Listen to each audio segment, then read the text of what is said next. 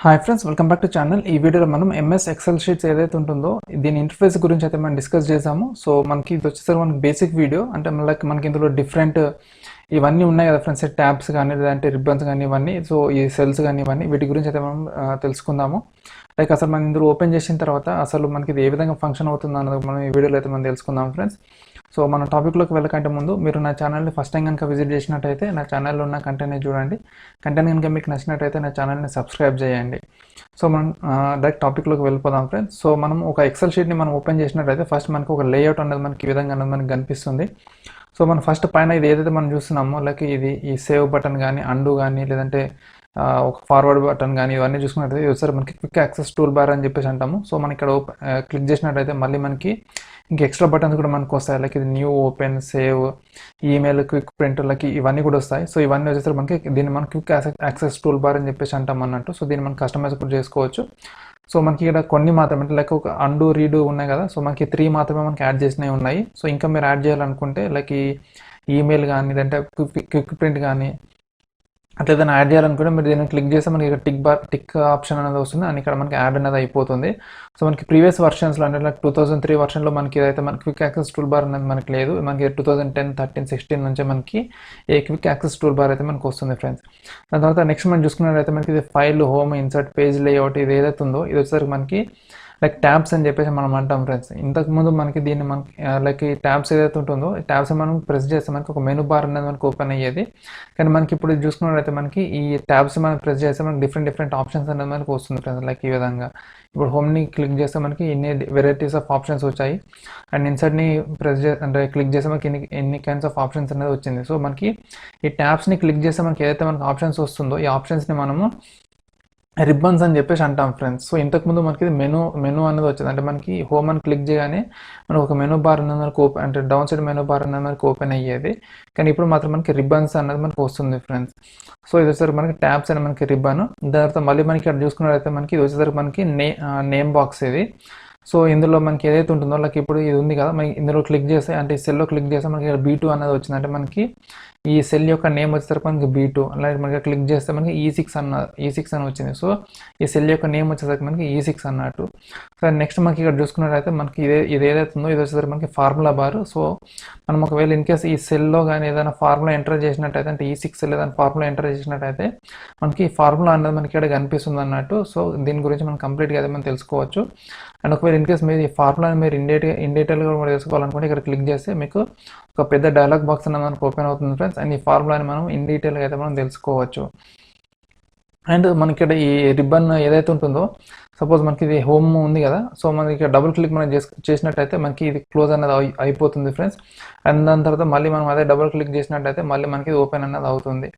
లేదు అనుకున్నట్టయితే ఇక్కడ మనకి అప్ యారో ఉంది కదా మనకి కార్నర్కి రైట్ సైడ్, దీన్ని మనం క్లిక్ చేసినట్టయితే మళ్ళీ మనకి ఈ రిబ్బన్ అనేది మనకి క్లోజ్ అయిపోతుంది.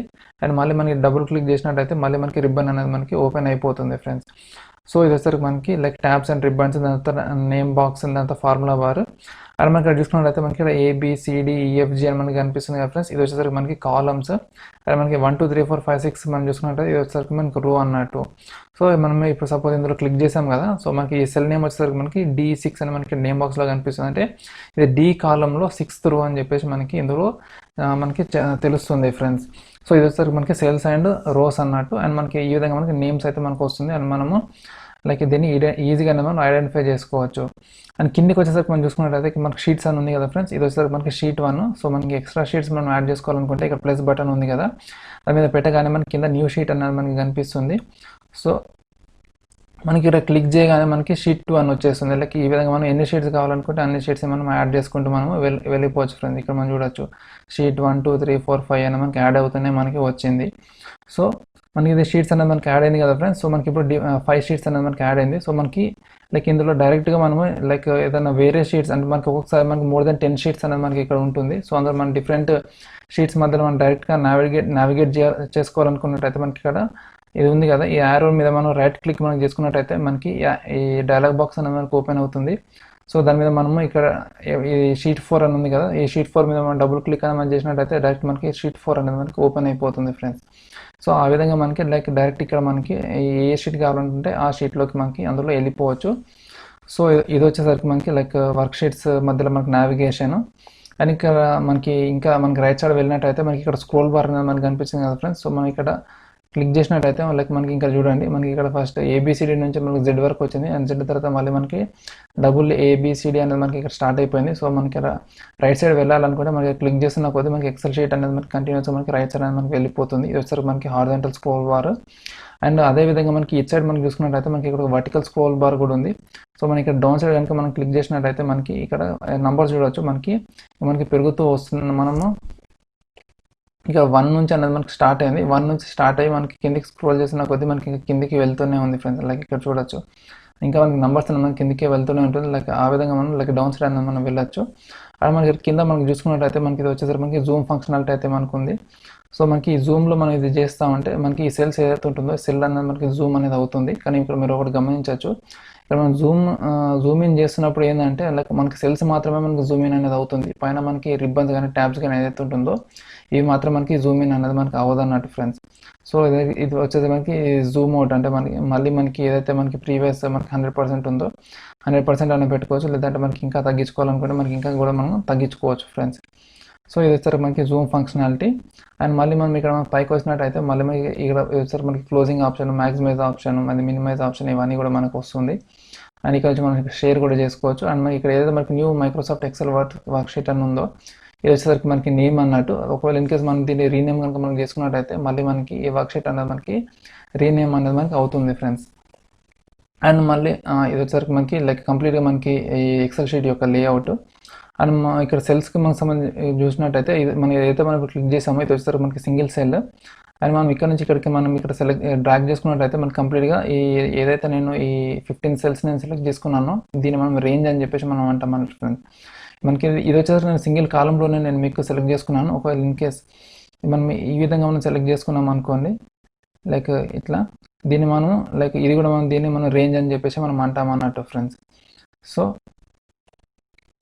ఇప్పుడు ఇది చూడండి, ఇది కూడా మనం ఈ విధంగా ఇట్లా డ్రాగ్ చేసుకున్నాం కదా, దీన్ని కూడా మనం రేంజ్ అంటాం. అంటే మనం సింగిల్ సెల్ని అయితే మనం సెల్ అనేసి అంటాము. ఎప్పుడైతే మనం మల్టిపుల్ సెల్స్ మనం సెలెక్ట్ చేసుకుంటామో దాన్ని మనం రేంజ్ అని చెప్పేసి అంటాము.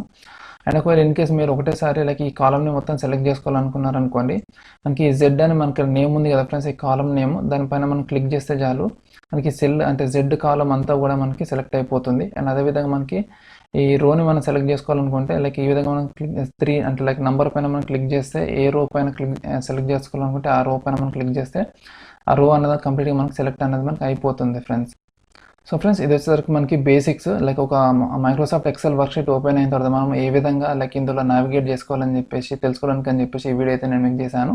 అండ్ ఫర్దర్గా లైక్ ఇందులో డేటా ఎంట్రీస్ కానీ దాన్ని ఏ విధంగా మనం మాడిఫై చేసుకోవాలి, ఫార్ములాస్ ఇవన్నీ కూడా నేను మీకు అప్కమింగ్ వీడియోస్లో అయితే నేను మీకు చెప్తాను ఫ్రెండ్స్.